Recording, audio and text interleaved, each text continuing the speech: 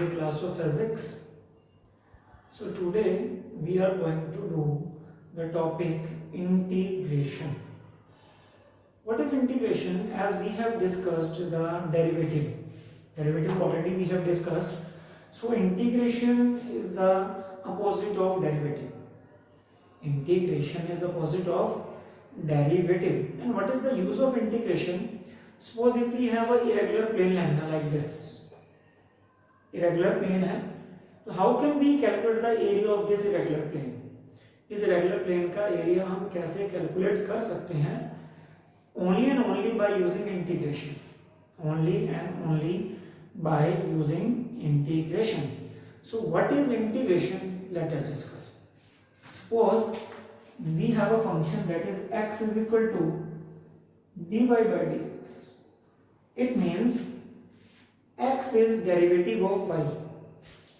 X is derivative of y. Here it is called. Okay, derivative हमने पढ़ा.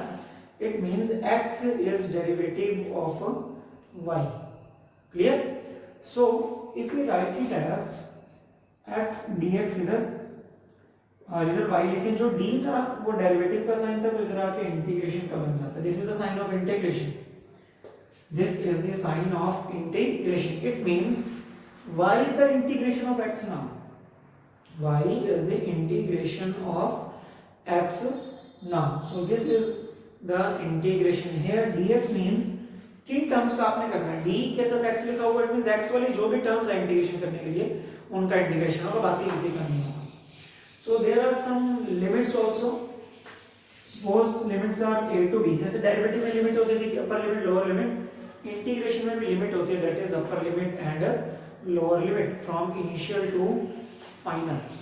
Okay, so let us learn some formulas used in integration. So what are the formulas? First formula is if only this is written integration dx. dx तो हमें सिर्फ ये बताता है कि किन टर्म्स का इंटीग्रेशन होगा. यहाँ dx के अलावा कुछ और दिया नहीं हुआ. Can it be written as, क्या हम इसको ये दे सकते हैं 1 into dx लिखा हुआ, क्योंकि कहीं कुछ भी ना लिखा हो तो 1 तो हमेशा ही होता है. इट मीन्स 1 into dx लिखा हुआ है. और 1 into dx का मतलब क्या हम 1 को x की पावर 0 लिख सकते हैं? क्या हम 1 को x की पावर 0, समथिंग पावर 0 1 होता है तो हम इसको x में बना देते हैं, क्योंकि d के साथ x है. x वाले टर्म्स का इंटीग्रेशन करना और इंटीग्रेशन करने के लिए x वाले टर्म हमारे पास थी नहीं, तो हमने बना ली 1 था 1 x की power 0 into dx of integration. अब इंटीग्रेशन का रूल समझो. dx का मतलब सिर्फ ये है कि x वाले टर्म्स का इंटीग्रेशन होना है. जब आप इंटीग्रेशन करते हो तो जो साइन है वो हट जाता है और स्क्वायर ब्रैकेट में कन्वर्ट हो जाएगा. ओके, इंटीग्रेशन क्या रूल है? x की पावर n का अगर इंटीग्रेशन हो तो जितनी पावर है उसका एक पावर प्लस हो जाएगी. कितने की पावर 0 प्लस हो गए, वही पावर नीचे लिखी जाएगी. सिर्फ ऊपर तो बेस लिखा गया, उसकी पावर एक प्लस करके लिखो. जितनी थी 0 थी तो प्लस 1 कर दिया हमने. उसके बाद नीचे वही पावर जो प्लस करने के बाद आई 1 वो नीचे लिखी जाएगी. So this will become x power 0 plus 1 divided by 1. So it will become x. So dx का इंटीग्रेशन क्या बना? x. dx का इंटीग्रेशन क्या बना? x. जब आप इंटीग्रेशन कर देते हो तो आपको इंटीग्रेशन का साइन हटा देना, उसके बाद साइन नहीं लगेगा. इट मींस हमने यहाँ फॉर्मूला क्या यूज किया कि अगर x की पावर n into dx है तो क्या फॉर्मूला है? x की power n plus 1 n plus 1. x की power n plus 1 n plus 1. x की पावर n plus 1 और divide by n plus 1, power 1 plus करके लिखो. So this is the method of first formula for integration. Okay, now second formula, if we have integration of 1 by x dx लिखा हुआ 1 by x dx, तो इसका integration सीधा होता है that is log x. Logarithm शायद आपने अभी तक नहीं पढ़ा होगा, +1 में आप पढ़ोगे मैथमेटिक्स में. सो 1 by x dx, 1 by x का अगर आपने इंटीग्रेशन करना है that is log x. That is log x is the integration of 1 by x. Okay, so if we have some trigonometric function for integration. Suppose we have sin x. हमने ना derivative पढ़े थे sin x का क्या है. sin x का derivative था cos x.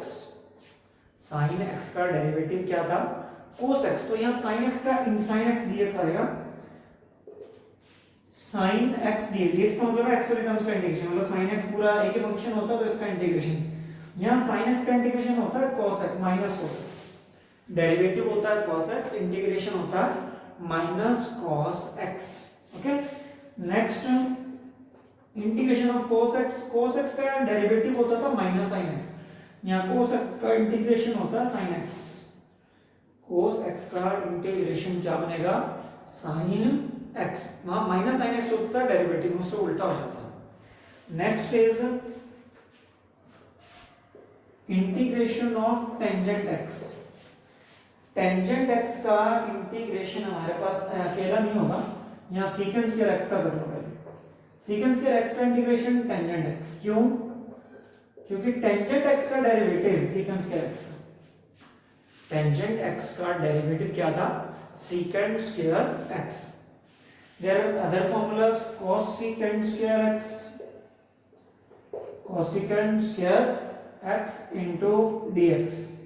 इसका इंटीग्रेशन आपके पास बनेगा माइनस cot x, क्योंकि cot x का जो डेरिवेटिव था that is cosecant square x था, लेकिन नेगेटिव साइन नहीं था उसमें. cot x का क्या था cosecant square x. अब नेक्स्ट आता है कि अगर integration of secant x tangent x दो हो, इसका ये बात याद है भी, ये डेरिवेटिव किसका था, ये डेरिवेटिव था secant x का.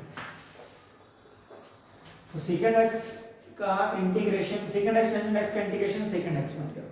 Okay, so next is integration of cosecant x cot x.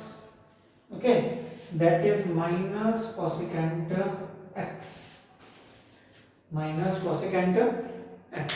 So these are some of the formulas for integration. Okay, तो डेरिवेटिव से उल्टा हो जाता है, और तो कुछ इसमें ऐसी स्पेशल बात है नहीं, बट मैं आपको कुछ एग्जांपल्स करवा देता हूँ, इसके बाद आपको इंटीग्रेशन क्लियर हो जाएगी कि how to solve the numerical based on integration. For doing the numericals we should know the two important formulas. First formula is, if we have c u dx. c is a constant, u is a variable. c is a constant and u is a variable. Okay, constant अगर किसी variable के साथ हो और अगर आपने derivative करना तो कांस्टेंट का वेरिएबल डेरिवेटिव या इंटीग्रेशन नहीं होता, हमने पीछे भी पढ़ा. तो ये c बाहर आ जाएगा, इंटीग्रेशन ओनली वेरिएबल का होगा, कांस्टेंट बाहर आ जाएगा अकेला ना हो तो. ओके, और अगर सेकंड फॉर्मूला है, अगर हमारे पास कई टर्म्स हो जैसे u प्लस माइनस हो चाहे प्लस हो, कितने भी हो, इनका इंटीग्रेशन आपको करना होगा विद रिस्पेक्ट टू dx.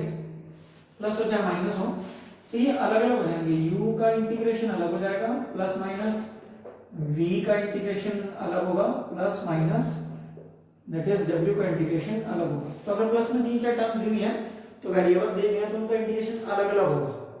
जैसे मैं एक एग्जांपल कर लेते हैं. अब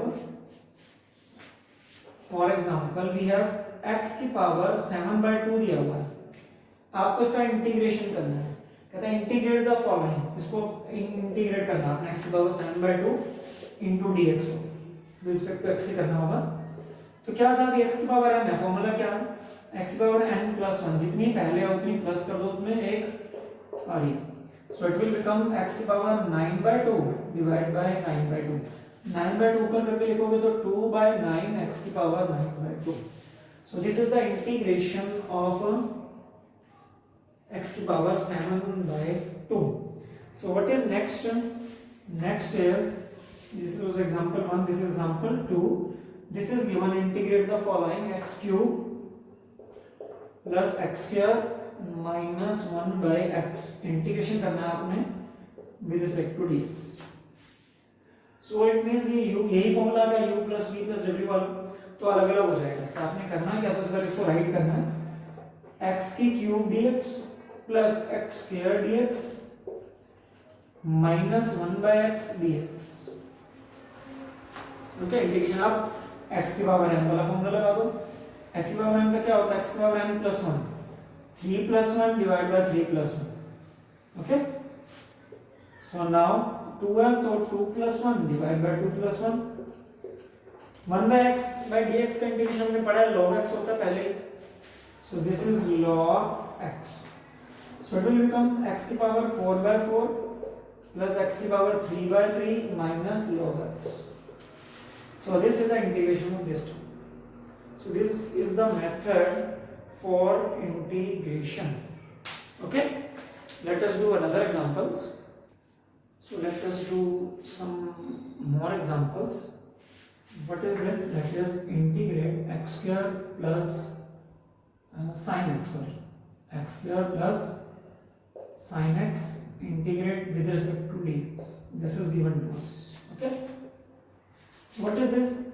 पहले बाय पार्ट्स करो इसका, दो part x square dx plus sin x dx, दोनों का अलग अलग इंटीग्रेशन है। ओके, सो पहले x के स्क्वायर dx का क्या बन जाएगा, x क्यूब बाय 3, एक पावर प्लस करके ऊपर और एक नीचे लिख दी, और sin x का क्या इंटीग्रेशन था, that was minus cos x, minus cos x, so it will become x cube by 3 minus cos x is the integration of x square plus sin x. Okay, so let us do another example. Now look at this, this is the important example, sin square x it is given. Okay, so first of all we introduce the formula, and what are the formulas? I will share some formulas with you after some days, that will be useful to you. So first of all you have to integrate the terms. Okay, जैसे अब sin square x का जो formula होता है, mathematically शायद अभी तक आपने ये ना पढ़ा हो, अगर पढ़ा तो बहुत अच्छी बात है, 10th में 1 minus cos x by 2, 1 minus cos x by 2 is the formula for sin square x. Okay, so what it will be, it can be written as 1 by 2 into dx minus cos 2x by 2 into dx। ये 2 से 2 cancel नहीं होगा, ये 2 अगर angle में cancel नहीं हो सकता by 2। Okay, so doing the integration, यहाँ 1 by 2 तो कांस्टेंट आ गया, कांस्टेंट बाहर है, तो अंदर क्या बचा, सिर्फ 1 dx बचा। 1 को क्या लिख सकते हो, x की पावर 0, 1 को क्या लिख सकते हो, x की पावर 0, तो यहाँ 1 by 2 बाहर आ जाएगा, cos 2x का, cos 2x का क्या बनेगा, that is sin 2x। Integration हमने किया, cos 2x का इंटीग्रेशन क्या बनेगा, sin 2x। अच्छा, अब अगर एंगल में यहाँ पे सिर्फ x होता तो उसका डेरिवेटिव हम आगे करते, क्या आता x का डेरिवेटिव करना, एंगल का डेरिवेटिव होगा, इंटीग्रेशन तो हो गया, इंटीग्रेशन फंक्शन का होता है, इसका डेरिवेटिव होगा आगे, तो डेरिवेटिव क्या बनता है, x के बार 1 होता है, डेरिवेटिव क्या रूल है, 1 आगे x के ऊपर एक माइनस 1, लेकिन है क्या, ये 2x है। ओके, सो 2x का क्या बनेगा, 2 तो पहले बाहर आएगा, 1 आगे आ जाएगा, x के बाद 0 हो जाएगी, सो 2 आएगा, तो 2 इसका डेरिवेटिव इनटू 2 लिखना पड़ेगा अपने। देखो अगर सीधा cos x होता इसलिए हम नहीं लिखते क्योंकि उसका आता ही 1 है, 1 लिख दिया तो लिखने की जरूरत ही नहीं हमने को आगे लेके, लेकिन 2x है तो उसका 2 बनेगा, तो लिखना पड़ेगा फिर डेरिवेटिव। 1 by 2 इसका क्या बन जाएगा, x बार 0 प्लस 1 x बनेगा, माइनस 1 by 2, ये 2 इधर एंगल के साथ मल्टीप्लाई नहीं होगा, आगे मल्टीप्लाई होगा, sin 2x, so it will be 2 से 2 cancel, x by 2 minus sin 2x, x by 2 minus sin 2x, एक चीज और, ये मल्टीप्लाई नहीं होगा, यहाँ डिवाइड आना था, जो इस एंगल का डेरिवेटिव हो वो डिवाइड आएगा, एंगल का जो डेरिवेटिव है वो नीचे आएगा, इसके तो इट मींस 1 by 2 बनेगा, तो यहाँ 1 by 2 आना था, 1 by 2 that becomes 1 by 4, cancel नहीं होगा, it will become 1 by 4, so it will B x by 2 minus 1 by 4 sin 2x। तो एक्चुअली में फॉर्मूला क्या होता है ट्रिग्नोमेट्रिक फंक्शन का, सुनो, अगर आपके पास एक ट्रिग्नोमेट्रिक फंक्शन जैसे cos x है, इसका आपने इंटीग्रेशन करना है, तो क्या होगा, पहले इसका इंटीग्रेशन इसका क्या बनेगा, cos का, that is sin x divide by होता है डेरिवेटिव ऑफ दिस एंगल का, सो d by dx of x।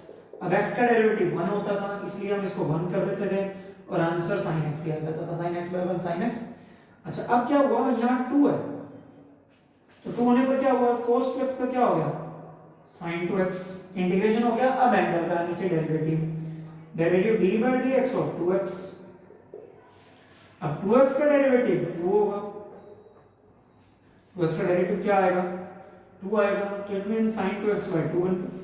तो एक्चुअल में फॉर्मूला क्या होता है ट्रिग्नोमेट्रिक फंक्शन में, कि जो फंक्शन है उसका डेरिवेटिव इंटीग्रेशन करो, डिवाइड बाय जो एंगल है उसका डेरिवेटिव, डिवाइड बाय जो एंगल है उसका डेरिवेटिव। हमने यहीं पे यहाँ ये फॉर्मूला लगाया, sin cos 2x का 2 क्या था, cos 2x का sin 2x और फिर 2x का डेरिवेटिव नीचे 1/2। तो इट मींस ये फॉर्मूला एक्चुअल में होता है अगर आपके पास एक ट्रिग्नोमेट्रिक फंक्शन है और आपने उसका डेरिवेटिव अगर करना है तो, और इंटीग्रेशन करना है तो फिर एंगल का डेरिवेटिव भी साथ में आपको करना पड़ेगा।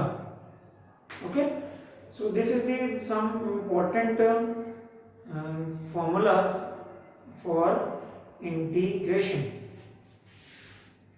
Now we have another type of integration, that is definite integration, जिसमें लिमिट्स आपको गिवन होगी। तो कैसे आपने लिमिट्स को सॉल्व करना है, suppose this is the example x की power 2 dx, limit is from 3 to 4। ये आपको दिया हुआ क्वेश्चन सॉल्व करने के लिए करना वही है, पहले इंटीग्रेशन करो। इंटीग्रेशन का क्या रूल है, 2 + 1 2 + 1। ओके, लिमिट्स राइट साइड में आ जाएंगे, जो इंटीग्रेशन की लिमिट थी लोअर वाली लोअर रहेगी, अपर वाली upper. So what it will be, that is x³ by 3 from 3 to 4।